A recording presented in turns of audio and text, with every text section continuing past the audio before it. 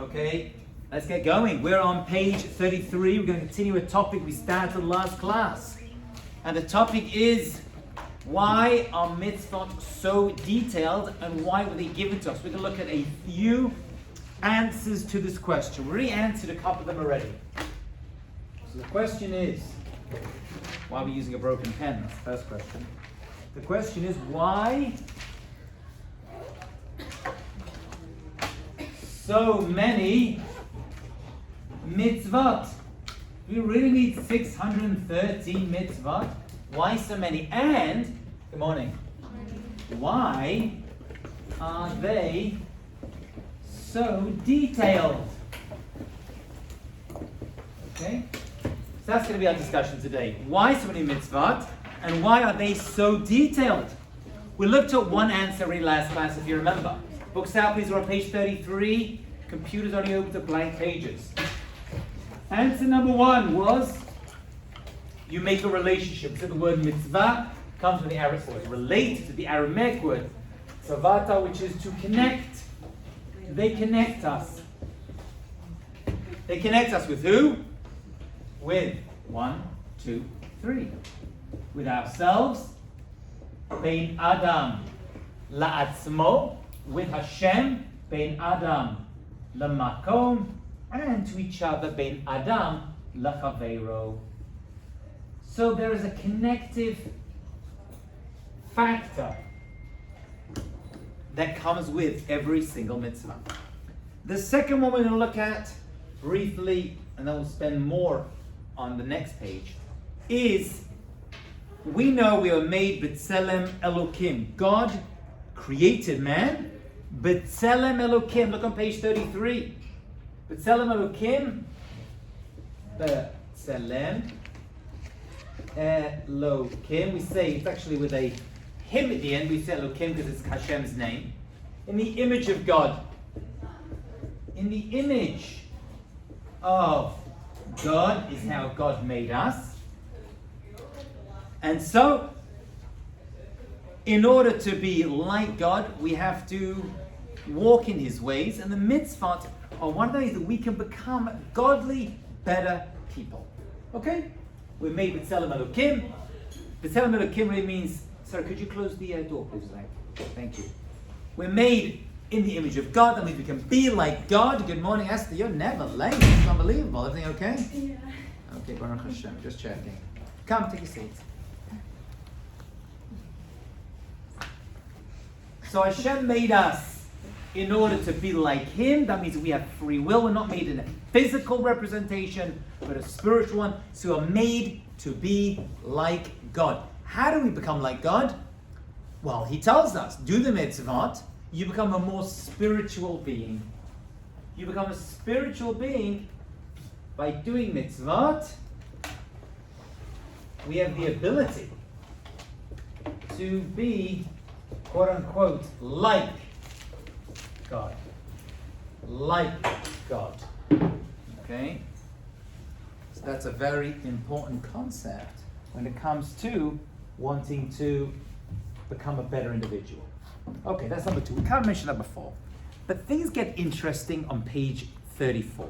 So turn over your pages, please, my dear friends, and look at this very important concept. Now, if I'm my way, I would take the following Rambam. I would print it out, and I would put it on the walls of every single yeshiva in the world. It hasn't happened because they didn't ask me. But if they did ask me, I would say this is what should be put on every single yeshiva. The Rambam, Maimonides, is going to give us a piece of information, and then we're going to look at a piece of Torah, which actually, weirdly enough, I just mentioned recently, this piece of Torah. It's probably my most favorite piece of Torah that exists, and I got a lot of favorites, but it's a very important one. So let's look at the Rambam, and then we're going to have someone called the Sefer Chinuch, who we'll talk about. We've spoken about him before. We'll talk about him again, okay? And this is going to take the bulk of today's discussion. Remember, the question is, why so many mitzvot? And why they're so detailed? Right? Just say, believe in God, right? Lahavdil, like the other religions, believe in God, and that's the end of it. Suddenly we got to do this, you got to wear this, you can't eat that, you got to live there, you can't touch that, you can't eat that. It's like so many details. Why? So the Rambam says something fascinating. Look at this Rambam inside. It's a short Rambam in the Mishnah Torah. Most yeshiva kids, by the way, have never studied this Rambam before, but it's very, very important. And it goes together, I think, with a piece right after it. Says the Rambam, V'chol elu hadavarim, all of these mitzvot in the Torah, come for a single reason. Kedei, in order, lokofet yitra, in order to help you overcome your negative traits, your negative inclinations, to fight your yetzar hara, uletaken, and to fix da'otav, your traits, whether good or bad. V'rov dinei haTorah, and the majority of the laws of the Torah, whether you realize it or not, einan ella, are simply etzot merachak gadol, advice from God, etzah letaken, to help you fix hadayot, your character traits, or liyasher kol ha'maasim, and to strengthen and straighten your ways. Will someone please tell me what the Rambam is saying over here? This is a short but fascinating piece of Rambam. What is the Rambam saying over here? What is he saying? Why do we have mitzvot? To be a better person. That's it. To be a better person. It's not that Hashem needs our mitzvot. We need the mitzvot. So the mechanism by which we perfect ourselves in this world is by doing mitzvot. That is the way. Now we mentioned last class, if you remember, that for the 10 minutes we actually got to discuss the book and then we got into other questions, which is all good. But we said, if you remember, that we have 613 mitzvot. And those mitzvot, for the most part you should know, is impossible to be kept by one person. Impossible. To keep all 613 of the mitzvot, Tariag mitzvot, we said you have to be a man and a woman, you'd have to be a Kohen, and you have to be from the tribe of Yehuda, you have to be a king, and you'd have to steal something and return it, and you'd have to live in Israel, and you'd have to be alive at the time of the Beit HaMikdash. It's impossible. We said 613 mitzvot, we said, was all the Jewish people throughout the entire world. Remember that? Sound familiar? Good. So now, he's saying something extra. The mitzvah that you do have as an individual are there to make you into a better person. Now, he's not just talking about the mitzvah that makes sense, like giving charity or honoring a parent. He means all the mitzvah. Eating matzah on Pesach, you're becoming a better person. Leaving your land fallow, not working your land in Israel, Shemitah every 7 years. Better person. Fasting Yom Kippur, okay, that makes sense. Fasting Yom Kippur, I guess somehow it's going to improve me. But all the mitzvah, whether you realize it or not, keeping kosher is going to help become a better person. That is the reasons for all the mitzvah, which means that if you do keep mitzvot and you're not becoming a better person, a nicer person, you're missing the whole point of this whole Jewish thing. That's what the Rambam seems to be saying. Right? Make sense? It's a very important Rambam. In other words, a person can keep mitzvot, keep Shabbat, keep kosher, and still be a disgusting person. The Ramban, Nachmanides, calls such people a naval bereshut haTorah, a disgusting person with the permission of the Torah. Hear this? Very big statement. That's the Ramban, Nachmanides. He says, people who do keep mitzvot, just because you keep mitzvot doesn't mean you're guaranteed, right, to be a nice person. You have to work on that. The mitzvah are the mechanism, but you've got to have the right intention. You've got to do all the mitzvah. You've got to figure out, how is this going to make me into a better person? What do I have to do? This is my intention. Because you have 3 levels of 3. You have Bein Adam Lachaveiro, Bein Am Lamakom, and Bein Atzmo. Right? Those are the 3 over there, remember? And so you better figure out How keeping mitzvah going to make you into a nicer, better person? Because it could be that you do mitzvot and you don't really work on your character traits. Wait, what do you call the person Naval what? And he calls people who keep mitzvot but aren't nice, and naval b'reshut haTorah, a disgusting person with the permission of the Torah. It's a very strong statement. That's the Rambam. Naval b'reshut haTorah. Naval is like a creature with the reshut of the Torah. It's a big statement. Trust me, but it's a very famous Rambam. So if you're not working on yourself and working on trying to improve what you say, how you say it, how you treat people, all this stuff, if you don't moderate your desires, he says it in relation to moderation of things, he says they're missing the point. Okay? Now, let's take this to the next phase. Listen carefully, because we're going to do a very important piece of Torah, which will help you with your finals as well. And it goes like this. You'll notice that of the mitzvot, out of 613 mitzvot, the vast majority have something in common. What do you think they have in common? The vast majority of the mitzvot have something in common, except for 6 of them. So we're going to separate out 6 mitzvot, which we're going to pull out for 1 second, but the rest of them pretty much have something in common. And they involve actions, things you do with your body. What do I mean by that? Involve that. These 6 mitzvot, which are called the constant mitzvot, they're called the constant mitzvot. But there are 6 mitzvot which are constant, and you perform with your mind. You think them and you do the mitzvah. Okay, for example, belief in God. You think it, you've done it. Alright? So that's a constant mitzvah. So there are 6 mitzvah that are constant mitzvah. I don't want to discuss these today. We'll discuss this another time. It's very interesting what these 6 are.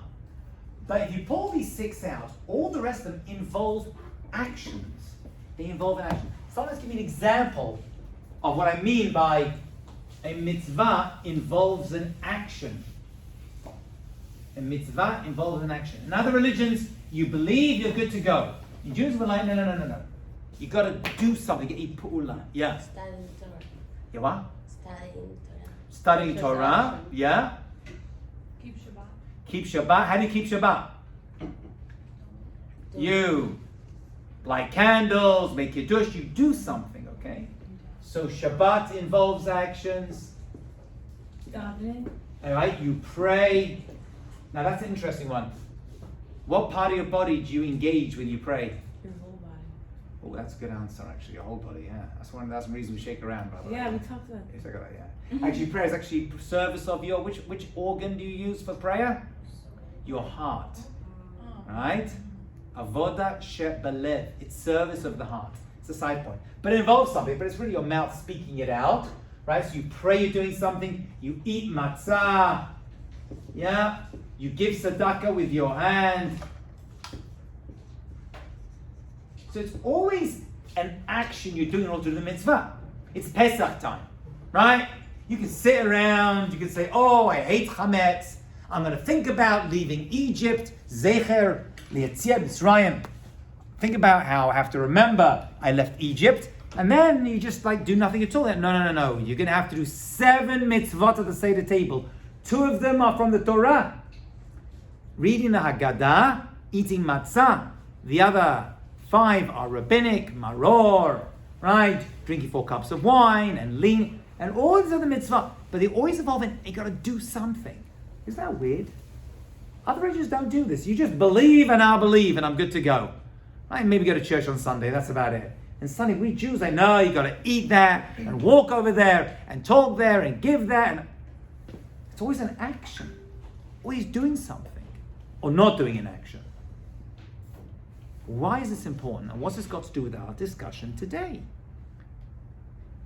to answer that question, are you still with me, everyone? I need you with me today. It's a very important class today, whether you realize it or not. We're going to look at the writings of a rabbi. Now, this is a bit weird because we don't know who this rabbi is. I think I mentioned him before. We know his name was Aharon. We know he lived in Bar Felona. We know that he was a Rishon, which means he lived between the 11 and 1400s in Spain, Barcelona. But we don't know who he was, which is weird because we always pretty much know who writers of famous books are. But his book, and we know why he wrote this book, by the way. He had a son who was about to become bar mitzvah. And he noticed his son was on Shabbat messing around and not listening and like playing stupid games. So he said, you know what, for my son, for his bar mitzvah, I'm going to write him a book. And in this, isn't that nice? Not from a big party, right? With a theme, yeah? Like a big fancy theme, like my bar mitzvah, which was a soccer theme. It was actually a lot of fun. Right? He said, no. He said, I'm going to write him a book and I'm going to give him the reasons for every single mitzvah. Isn't that nice? I write him a book. Have the rest of his life. That's a real bar mitzvah gift from a parent to a child. Write a book with a, you should celebrate too, but nothing wrong with having a party, but with a reason for every single mitzvah. So he took this book and he divided it into 613 sections. So every mitzvah comes, he says, I'm going to give you the reason for every single mitzvah. That's a big thing to do, by the way. Who's this guy who thinks he can have a reason for every mitzvah? Wow. I mean, there's some mitzvah that we don't even know the reason for.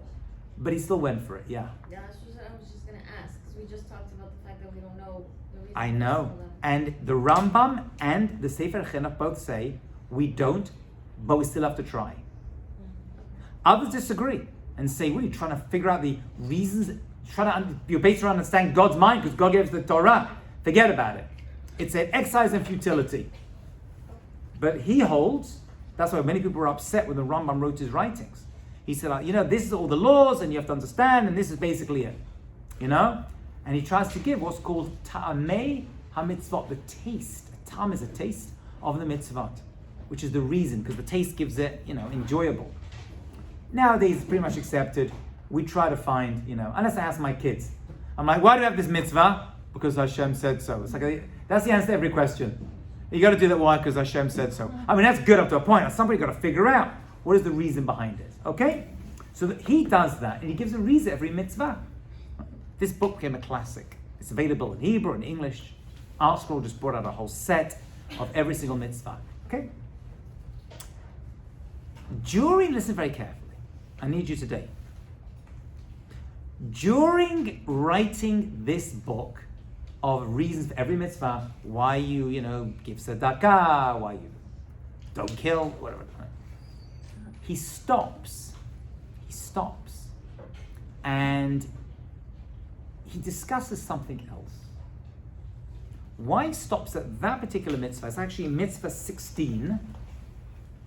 Mitzvah 16, so it's pretty early on, right? And but he does it by parasha. What was his name? We don't know. Aaron. We don't know who he was. We don't know who he was. Aaron from Barcelona. But he's called the Sefer Chinuch. Sefer Chinuch, the book of education. So while he's discussing mitzvah number 16, he says, let me tell you something very interesting about life. About life. What is this thing that he wants to tell us? And why does he stop at this particular mitzvah? We'll discuss that a little bit later. You can try to guess maybe why he stops at this particular mitzvah. Actually, he mentions this idea a few times in his book to help us understand this, okay? So he says, let me tell you something very important.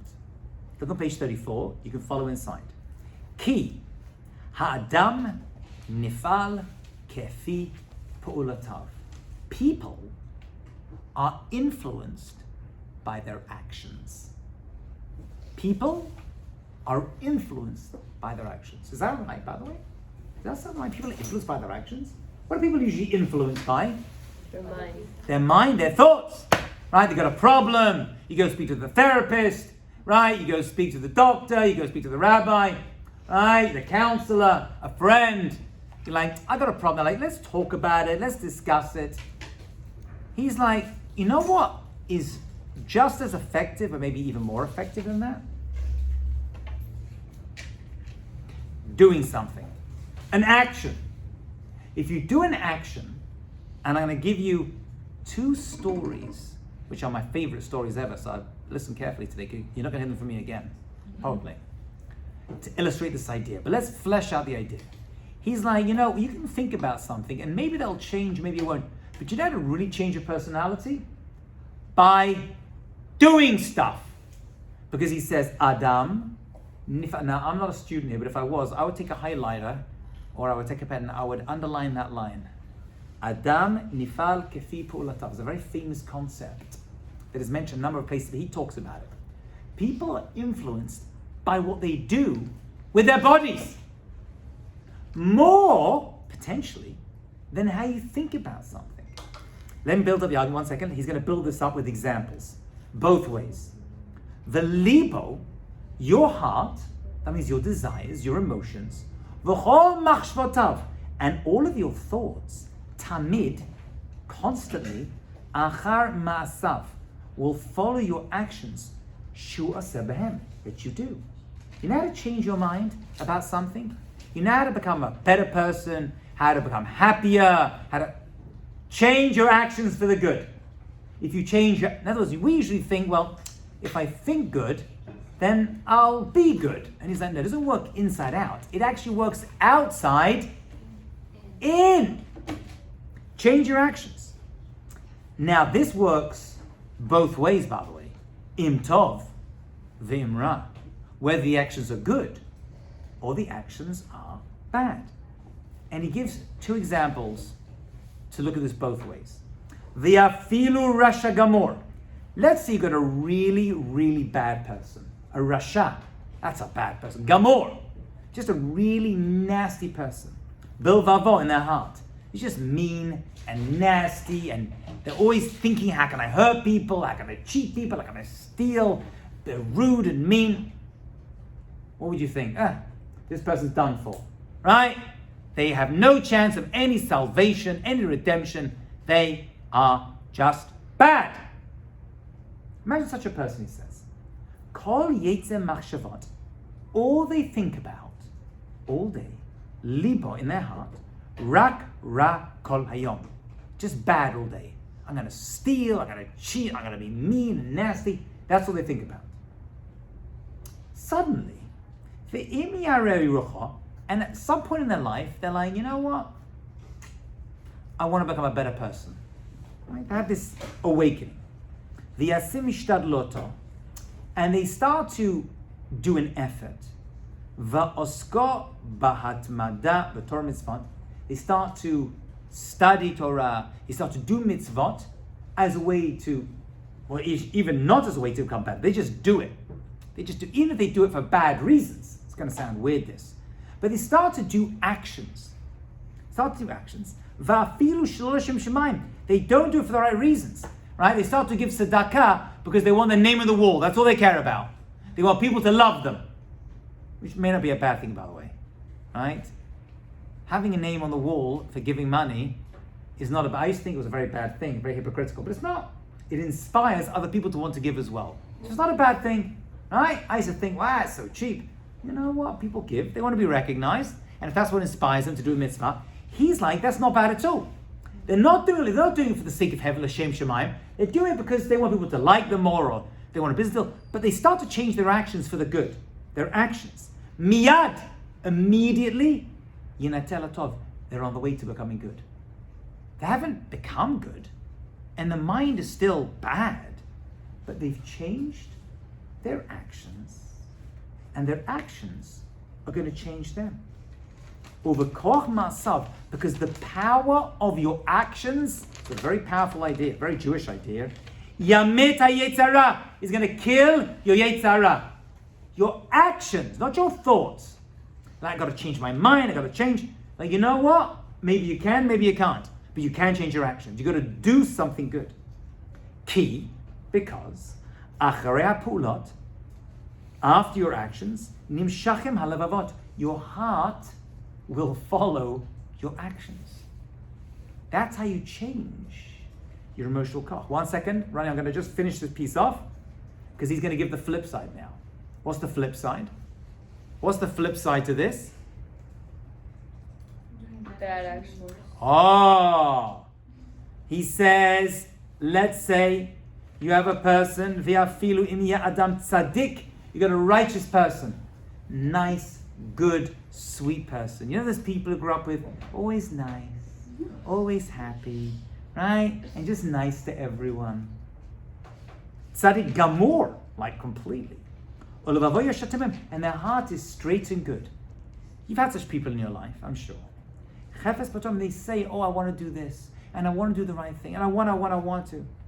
Im ulai, if perhaps, yasek tamid b'devarim shel dofi, they get involved doing nonsense, hanging around with bad people, so their insides are good, it's the flip, but their actions are not good.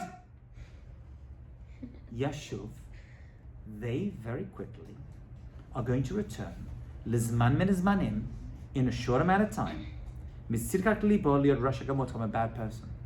But they're a good person. But they got involved with the wrong crowd, started doing the wrong stuff. This can influence them, and they're going to become a bad person.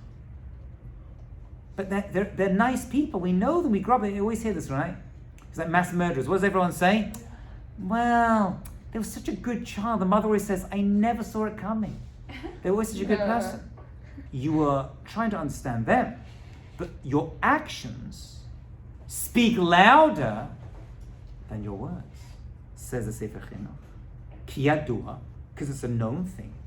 V'davar ha'emet, and it's true. Shekol adam nifal kefi polotav, that people are influenced by their actions. Okay? Yeah. What if your actions are not your choice? Like a religious parent and the child does, like, eats matzah because they tell him to. He says, if like very, very good. That's exactly what we're coming to. Even if it's not a Shem Shemayim, right? Say, eat the matzah, right? Go to even if you do it, you don't want to do it. If you do it, you're going to want to do it as well. Yeah, but if it doesn't have a meaning for you, why would you? Makes no difference. He doesn't have to have meaning yet. The meaning may come. That's why we teach children very early on to do a mitzvah. They don't understand putting tzedakah in the tzedakah box, right? They don't understand why, saying these words of the siddur, make them do it anyway. Because eventually they'll do it, L'Shem Shemai, it's going to change them. So that's why from a very early age, right, you ask your kids to do stuff. Go and lay the Shabbat table. I don't want, they're never like, yes, Imma, yes, Av, I can't wait. They're like, no, it's not my turn. You always let me do it. I don't care. Lay the Shabbat table. It's your turn this week. Right, but you're being cruel, right? They don't want to do it. You should make them. By doing it, you'll bring them to want to do it. That's what the Chinuch is saying. Even lo l'shem shemaim. If they do it for ulterior motive, if they do it just to show off, if they do it because they want recognition, or they don't want you to shout at them anymore, it's still worth doing. Because your actions will influence who you are. That's why when it comes to kids, right, you don't wait for a person to know the reason for every mitzvah before you do it. You just do it. But why am I doing it? We're going to try to figure it out. It's still worth doing. By the way, it's not just, sorry. It's not just mitzvot. All your actions. I'm going to tell you a story in a moment, after Esther says something.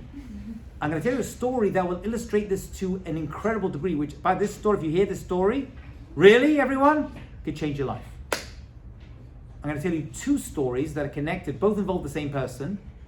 True story, unbelievable, that is going to illustrate that just doing an action without you even thinking about it can influence who you are.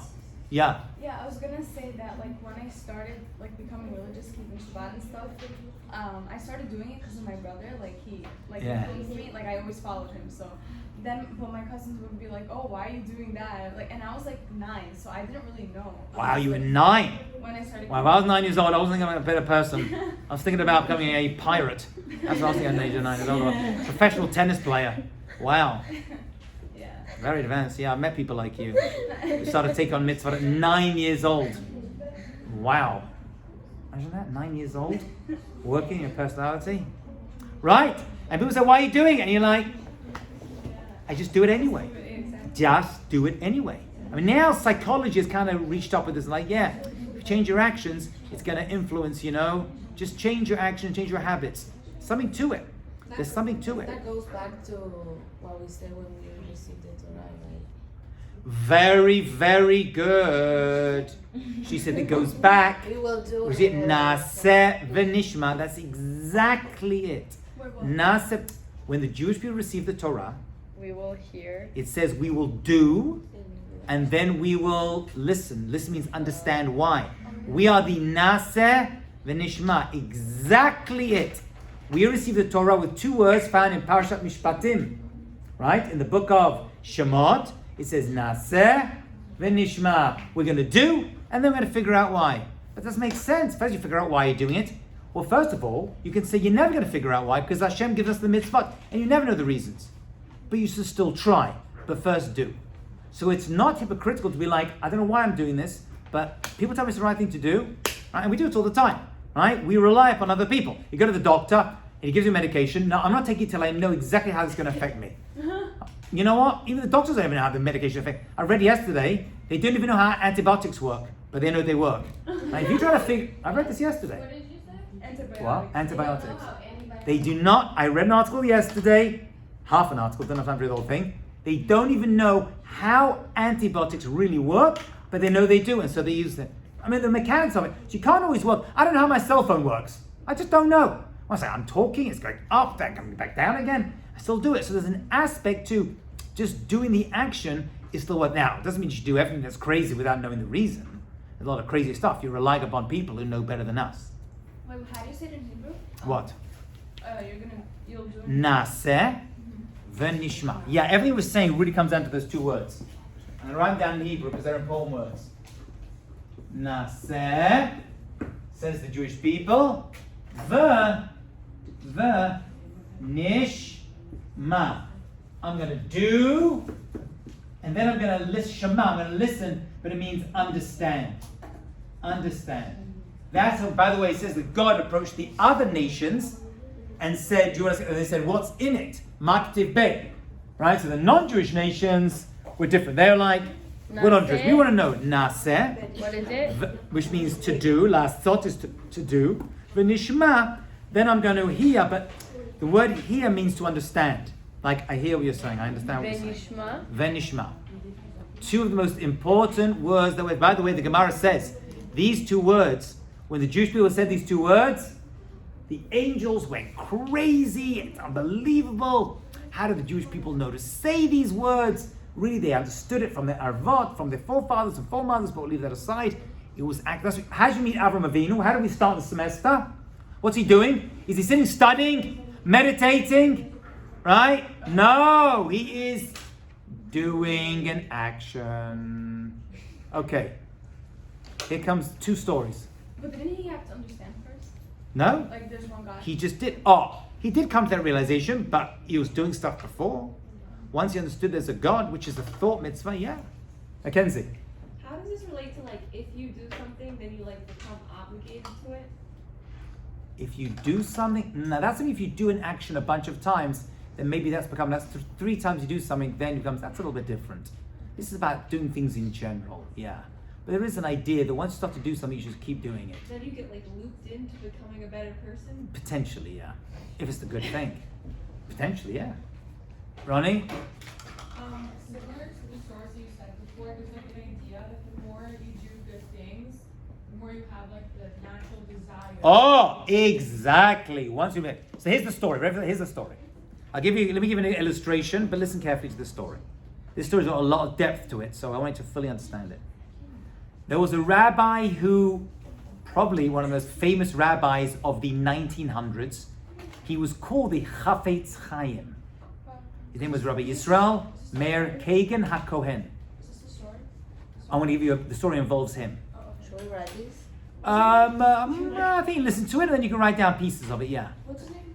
He's known by Chafetz Chaim. That's how we know him. That wasn't his name. His name was Yisrael Meir Kagan. Kagan was his name. He lived in a small town called Radin. He's famous for a number of reasons. He wrote some books on good speech. Good speech. Shmirat HaLashon, not speaking Lashon Hara. He's most famous for that, by the way. And one of the books he wrote was called the Chavetz Chaim, and you're named after the books you write. Right? You're named after the books you write. That's how it works. Happens to be he wrote another book called the Mishnah Brura, which is a summary of all halachot, more for Ashkenazim, called the Mishnah Brura, but it's a classic book. If you study halacha, Jewish law, you study the Mishnah Brura. You study it. That's like in every yeshiva in the entire world. So he was very, very, very, very famous. He died in early 1930s. Actually, when he died, even the New York Times wrote a whole eulogy about him. You can actually find that online. Anyway, so he's probably one of the famous rabbis in the last few hundred years. The Chavetz Chaim is called Chavetz Chaim. Okay? Anyway, so he was a rabbi in a small town called Radin.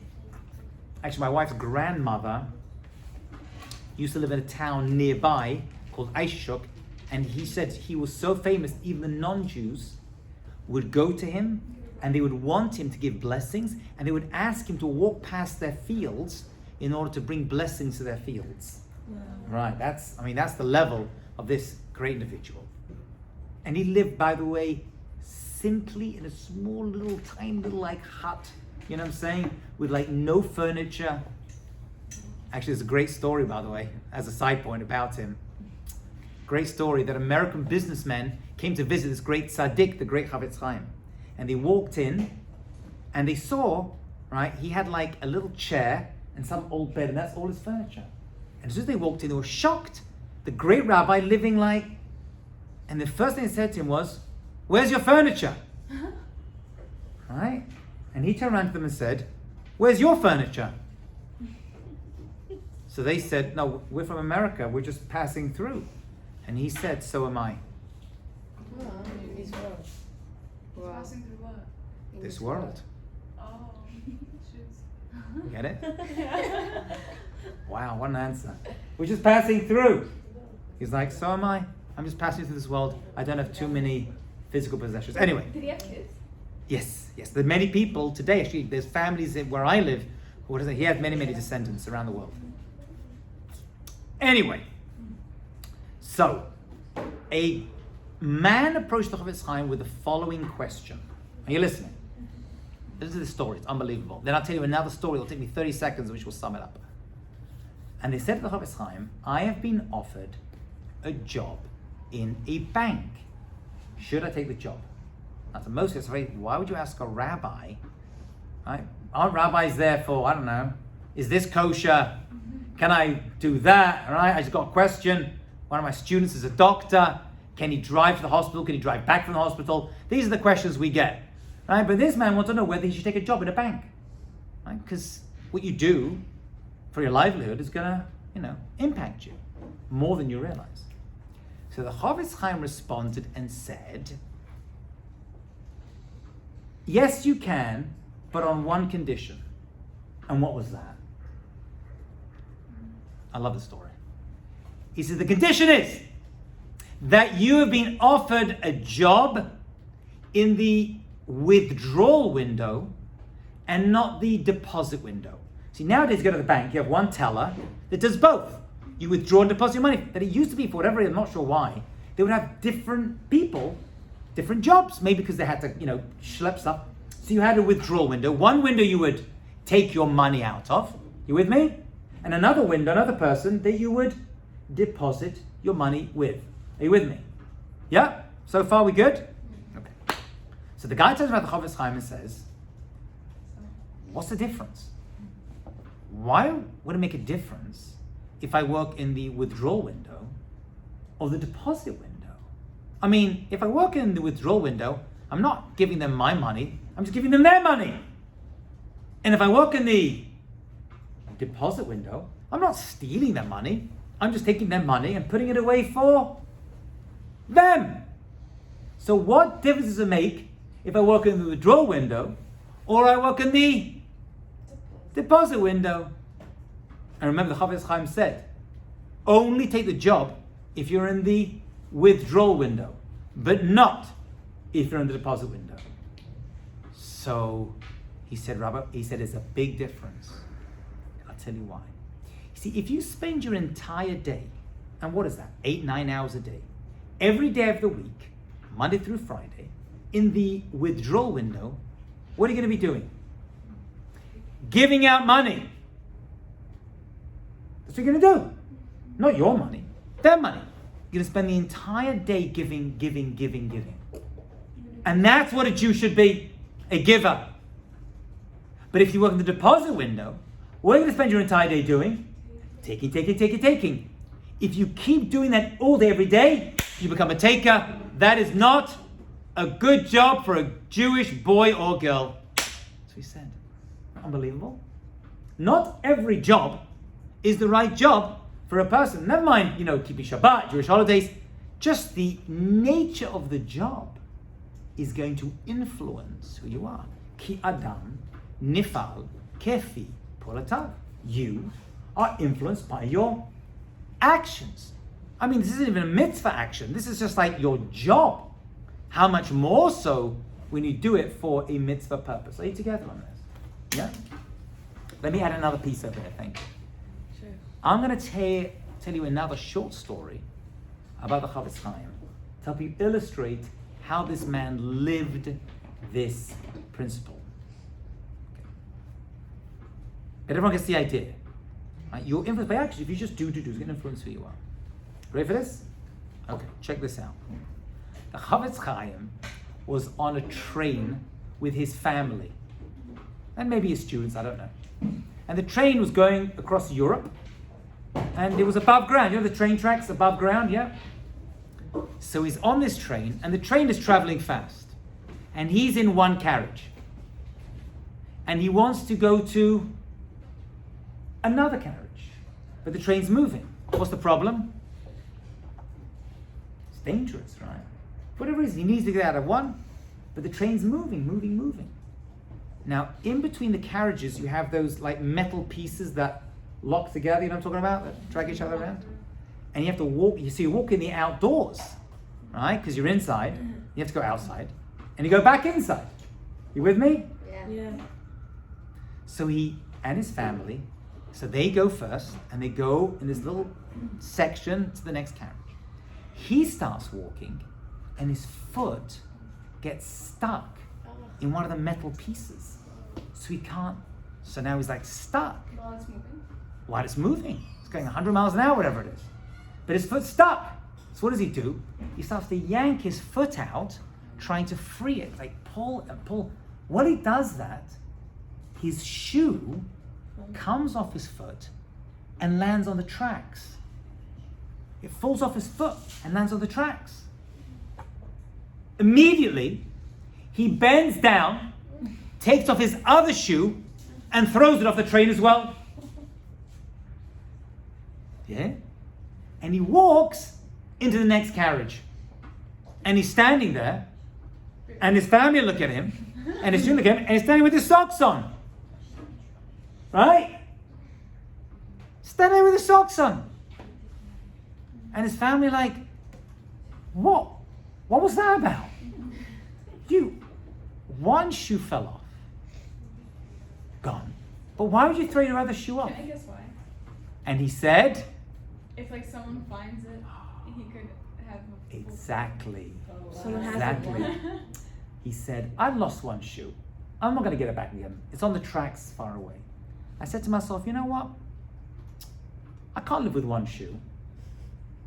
So let me take my other shoe, throw it off, so that at least the person who finds my first shoe will have a pair to wear themselves.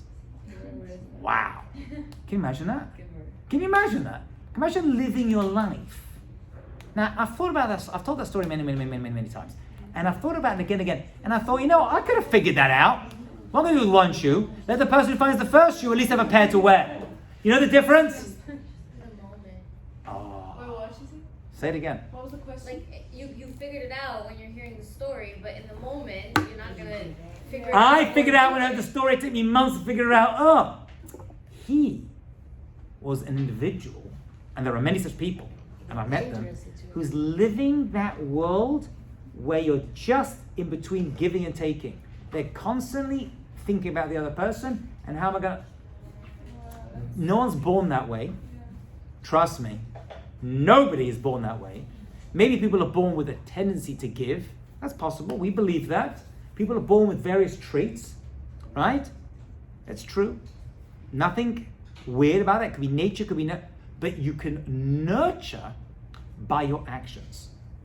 So your actions, that you do that. In other words, it took him a long time to reach that point where he was living in that world of, I'm ready to give. Sadly, I'm nowhere near that point myself, but it's good to know that people in this world who are. And we know the more good you do, the better you become. That is why so many mitzvot involve actions. Because it's not just like doing something to make God happy. That's not what the mitzvot are for. The mitzvot involve pu'ulot, actions, because they're going to help you become a better version of yourself. So it'll make a connection between other people. That's what mitzvot do, yourself and God. It can help you emulate God, be like God. But now we're saying the mitzvot will ultimately help us, the Rambam and Sefer Chinuch, to become a better person, because the actions themselves increase you and make you into a better person. Are we clear on this? Yeah. What if you always do good, but while you do that, it like harms yourself? Like. Okay, so that's a very, very, very good Because I know question. some like. That's a very, very good question. The question is, can you just give all the time? And the answer is, you're not expected to. You're not expected to be a sucker that constantly gives and doesn't take for yourself. There's also giving to yourself. Right? You got to take care of yourself physically, emotionally, spiritually. Right? There's like a concentric circles. You start by yourself and your family, but we're not like give all your money away. You're not allowed to give all your money away, for example. Right? 10% ideally, and not more than 20%, unless you're very, very, very wealthy, and then you can. Right? See me, if you're such wealth, I have an organization you can give to. Okay? So this is part of life. Life is you give, there's limits. It doesn't take away from the principle. The principle still is. The more you do, the more it's going to influence who you are. By the way, Mitzvah 16 is where the Sefer Chinuch discusses this idea. Would anyone like to guess where we are in the Torah by the time we reach the 16th mitzvah? Because remember, he's doing this according to the Torah. Bereshit, right? Noach. So he's going through the parashiyot, the Torah portions, and listing the mitzvah in every portion, which ends up being all the Torah portions and 630 mitzvah. Do you understand? He does it by parasha. Huh? What's the 16th mitzvah? That's what we're trying to figure out. I'm asking you. Where do you think we are? It's very early in the Torah. It's actually even before the Torah is given. I bet you it's this week's parsha. No. By the way, these early parashat in Bereshit, there's very few mitzvot. This is actually in Sefer Shemot. Before the giving of the Torah. Once the Torah has been given, once you hit Yitro in the Torah, then you're going to have tons of mishpatim, tons of mitzvot. Before, there's a few here, a few there. Wait, but we got the Torah in Shemot? We get the Torah in Parshat Yitro. And that's what's up. But he's listing it by the parasha. So he's looking at Bereshit, what mitzvot there. So there's very few earlier on. Is Yitro the third one? The third book? It's in the book of Shemot. In the second book of the Torah. Bereshit, Shemot. In Sefer Shemot, there's a parasha called Yitro, which describes the giving of the Torah. That's where the Ten Commandments are. That's where the Ten Commandments appear. So now we're before that. We're before that. In Parshat Bo, I believe. So what's the mitzvah? So it's the laws of Pesach. The laws of Pesach. Right? Because laws of Pesach, remember we left Egypt. So that appears before giving the Torah. You get it? So why is discussing the parasha of like, get rid of your chametz, eat matzah, right? That's all before the giving of the Torah. That's mitzvah 16. Why does he make this idea? You have to answer this question. Why does he mention this idea we just looked at while discussing the laws of Pesach? Okay, I think that like in Pesach we don't eat chametz, which represents like everything that is like not like the opposite of being humble and so if we take that away, so maybe like doing the things we do on Pesach Very deep answer. I wasn't expecting that. The answer's not that deep. I mean, you may be right, by the way. It shows humility. Matzah shows humility. Very, very good. But on a simple level. Don't go too deep. On a simple level, what do you do on Pesach? What's it like in your home? Is it calm and relaxing, Erev Pesach? Crazy busy. Clean the chametz, make the matzah, find the wine, drag your parents out of old age homes, schlep into the house, right? To the Pesach Seder table, He's like, I know you're very busy. I know you're getting stressed out. All these actions that you do are still worth it. It's going to influence who you are. Okay? So what you're saying may be true, by the way. It probably is. But on a simple level, it's like everyone's getting busy, and you're like, oh my God, so much to do. Pesach's coming, right? On Purim. Purim is always 30 days before Pesach. Shloshim yom lefnei Chag. Right? So I know Pesach is coming because my wife on Purim says, oh my God, Pesach's coming. I got to clean the house. But he says, don't worry. All these actions you do, you're cleaning the house for Pesach, it's worth it. It's worth it. Okay? That's where he gets it from. So the mitzvot are there to help you become a better version of yourself. Let's stop over there and give it back in midterms.